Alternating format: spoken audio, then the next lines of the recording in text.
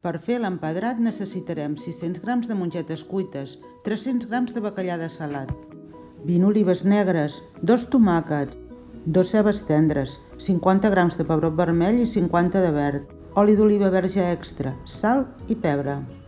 Per començar, eixugarem una mica el bacallà, l'esmicolem amb els dits i reservem. Tallem el pebrot verd i el vermell a daus de més o menys 1 centímetre. Ara anem per les cebes.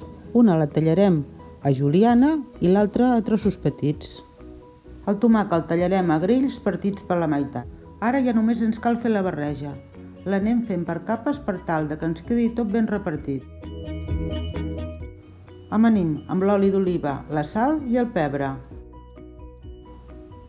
Ho remenem per tal que ens quedi tot ben barrejat i per acabar hi afegim les olives. I ja el tenim llest, l'empedrat de sempre, fàcil, saludable i boníssim. Si us ha agradat, no us oblideu de donar un like al vídeo i si us subscriviu rebreu un avís quan en publiquem de nous.